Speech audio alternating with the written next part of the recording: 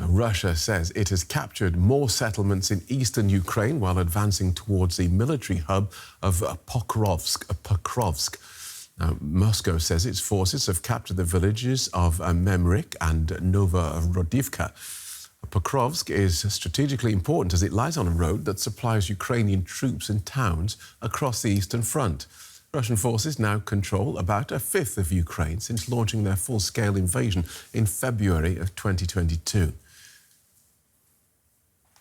We'll take a closer look at this with Marina Miron, who's a military analyst at King's College London. Welcome back to DW, Marina. These advances seem incremental. How significant is it really for Russia to have captured these two villages? Good evening, Phil.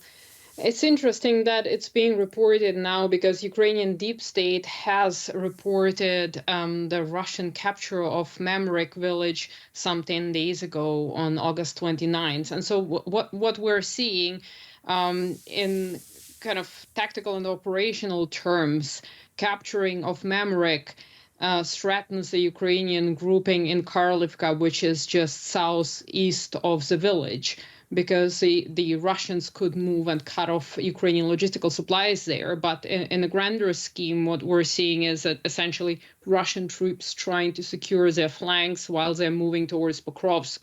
And the problem here is it might take them long to take the city, but if they can maintain it within their artillery range, it already complicates Ukrainian forces' logistics, and that is a big problem. Right.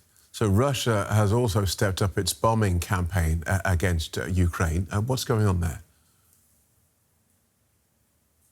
Well, parallel to that, and we have seen that last year, actually, since fall 2022, the Russians were trying to destroy Ukrainian energy infrastructure, and it seems that they have resumed again. Because Ukraine has already lost some 9 gigawatt. That's half of Ukrainian energy consumption in winter. And so I think that the Russians are trying to degrade it as far as possible to make winter, and not just for the civilians, energy is needed for everything, also for military operations, to make it as difficult for Ukraine to overcome the winter and potentially prevent Ukraine from launching an offensive of its own. General Syrskyi was talking about the potential Ukrainian offensive, so I think it also plays into the plan. Right. The EU is now claiming it has credible intelligence that Iran is supplying the Kremlin with ballistic missiles. We know Iranian-made Shahed drones have been used by Russia since 2022. So how does Iran supplying the Kremlin with ballistic missiles, if these reports are true, how does that change the dynamics? What we know is that the Russians might have received the FAT ballistic missile. It's very similar to the Russian S-300 surface-to-air missile, which is not exactly, it's somewhere between an artillery rocket and a missile. So it's not very sophisticated. We don't know the numbers that the Russians have received.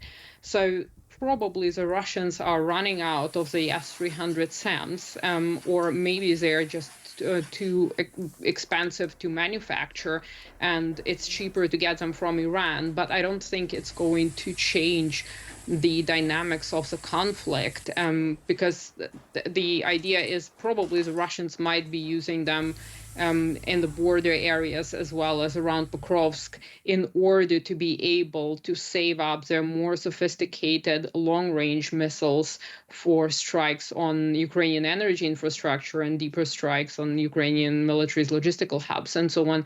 So it remains to be seen where these missiles will be used, and only then we can say if they are discovered on Ukrainian territory, that is, what impact they have. Right. But for now, the impact of such missiles, given the configuration, remains negligible. OK. Given us much to think about there. Thank you for guiding us through it so clearly as ever. Military analyst Marina Miron from King's College London. Thank you for having me.